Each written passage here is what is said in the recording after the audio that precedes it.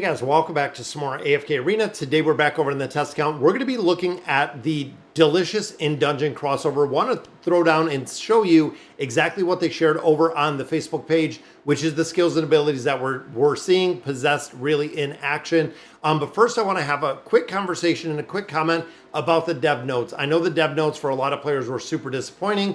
There are a lot of things in the elephant in the room is the heroes that are being released and being released on a regular basis. When you think of the Awaken, but mainly the Draconic heroes are the pinch point that we're seeing. If they continue on the path that they're doing, it's going to be super detrimental to AFK Arena. Unfortunately, seeing a lot of Draconic heroes. And when it comes to the primary four factions, there is an extended amount of time. I'm talking 4 to 6 hero releases before we are seeing a regular 4-faction hero. Last one we seen, or I believe the only one we seen this year was Mira, unfortunately. And then last year, thinking about like Randy, and then looking even at our light bearer, Raul, it seems like we need to address not only the heroes that we're seeing within the Draconic faction, but also the ability to get those heroes. Now, the other big thing is a lot of people gave feedback on the new collections that are coming. Again, for me, this isn't the way that I would go. The collections need to be revamped, reworked, need to clear out a lot of the RNG, give us the ability to get a lot more arcane staffs. So I'm hoping, fingers crossed, that that is what is coming. And I'm also hoping that the new collections do not just replace the old collections that we've been working on and we've been building. But let's get back in and hop into Delicious in Dungeon. Since I've been watching the anime, really getting vested into it and loving it a lot more. When I started off, I wasn't too impressed with it. Didn't think it had really much flavor, but as I'm getting to understand the heroes, it's really cool to see. So I want to hop over and kind of break down the skills and abilities that we have for these heroes and make sure you have an understanding of what is coming and how these heroes could actually use an AFK Arena. So let's go ahead and swap this over. And I want to run through and show you kind of what we're seeing. So this was shared over on the Facebook page. Now, this is the primary hero. This is Laos. This is the actual one that is the primary hero, or the anime is centered around his story with his sister being eaten by a red dragon. That's why they're going back in the dungeon. And then they team up with an individual, which is Senshi, which we'll see in just a minute. So right here, we do have the normal attack. And then you'll notice on the top of your screen, this is Senshi. So right here in the back of the screen, he is setting up the pot. So when and how the storyline goes for Delicious in Dungeon, if you have never seen the anime, they go back into the dungeon again to kind of save his sister from this red dragon. That's the reason why they're there. They meet Senshi. Now, Senshi lives in the dungeon, and he cooks the monsters that are in the dungeon. He preps them in almost like a Gordon Ramsay chef kind of way, which is kind of crazy. But then you have Laos, which it has, and really the monster enthusiast has the whole encyclopedia of all the monsters. In the combination with the ability to kill and also cook the monsters is where the Delicious in Dungeon really idea comes from. Now, this is the second skill. So when Senshi comes out, he sets up a pot of food. This is cooked on the edge of the battlefield. Every 8 seconds, he completes a meal, giving it to a hero that can have a health restore, can also increase attack rating, can also gain extra energy. So it is a really big ability that he does possess. Now, you can see that Dreef showed up right here. This goes into the local ingredients. This is actually the third ability that we do have for Laos. And right there, guys, Dreef taunts the enemy. That is exactly what it does. Then, unfortunately, Dreef gets killed and is made into food, which Senshi is right down here, right behind here, cooking the food as we see it. Now, when we're cooking the food, he gathers up the ingredients, putting them in the pot. It could be Dreefs, it could be slimes, it could be fiends. This, of course, is going to increase what is getting out of here, granting the allies critical rating, critical damage, also a couple other effects, including tenacity, reducing damage. There's a lot of different effects based on level from that third ability. Then the combination of the ultimate ability and the fourth ability, monster analysis, are together. So you'll see right there, he does get a buff and a heal.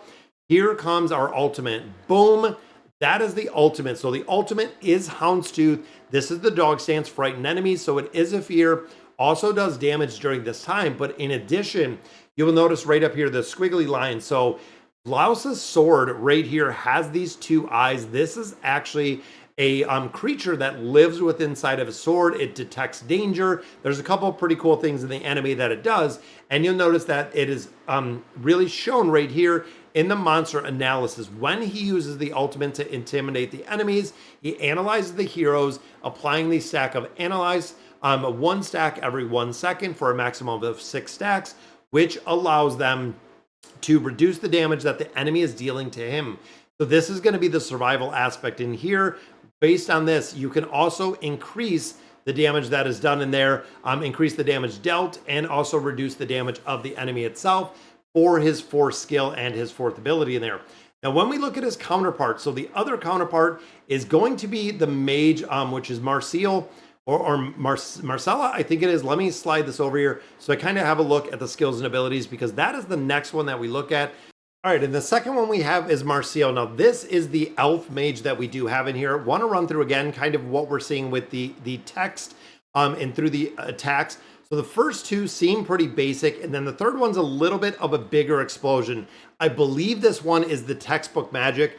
So starts with normal attacks. If she has sufficient arcana, it consumes it to deal AoE damage. So that first ability right there was the textbook magic. That is the passive ability she has, and that does damage. And then again, when she gets enough arcana, it does that bigger AoE damage that we've seen right there. And this one is the rewrite effect. So this is enemy summons will be affected by the rewrite effect. You can see it is on Mishka, and it is on Mishka's wolves. So there is actually the rewrite effect. Summons with rewrite and nearby enemies will take damage equal to 180% of the attack rating every second. Rewrite can be applied on enemy summons up to 6 times every second. When a summoned ally with rewrite dies, it actually stacks that black magic. So right there, that one did die. Stacking black magic on Mishka, you can see right above her head. And then this, I believe, is the ultimate ability, which is the summon the flying fish. I think this one is the flying fish. Now, I haven't seen the familiars. That is her 4th ability, but I believe this one, summon Skyfish to launch 3 rapid attacks on enemies. Each attack deals damage equal to 130% of the attack rating. So right here, 1, 2, 3. That is the flying fish in there. Again, summon familiars. It doesn't seem like the summon familiars is in here to see, because right there, the fish kind of lays on the ground. Now, I believe when they are also together, that when that fish lays to the ground, I believe that it will be taken and cooked in the meal when both of them are running together. Now, that is something really important to note, is both of the Delicious in Dungeon characters do work in unison. They do work together like we've seen before. When it comes to building them out in the entirety, they do work together. Now, overall, guys, now how do you get them? We're going to look at this when it does come up. Unfortunately, on the test server, they are not up, but this is the point you want to save resources. Knowing that we have 2 specific heroes that are going to be coming out of the guild store, it is going to take hero coins or guild coins, which are right up here. You are going to have to save these for the exchange.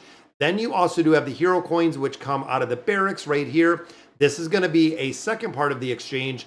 Labyrinth tokens are going to be the 3rd part. And then the 4th part is going to be the challenger coins that we get out of here.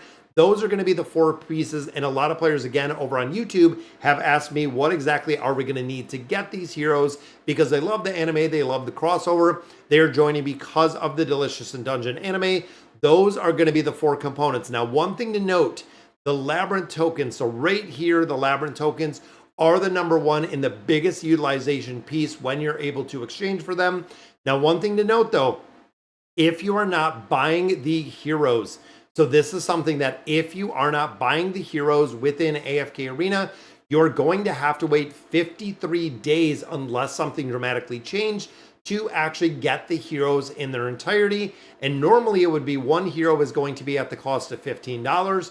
The second hero is going to be the cost of $50. I don't know if that is going to ring true to this crossover as well as what we've seen in the last ones. But again, if you are looking, they're going to give you essentially 60 days or roughly 60 days to go ahead and accumulate all of your resources in the entirety. And the resources, you can kind of see them and track them when you go into the garrison, because right here, these are going to be the 4 exact resources that you're going to do. Now, you will not acquire the new dimensional heroes out of this manner. You're not going to get dimensional stones.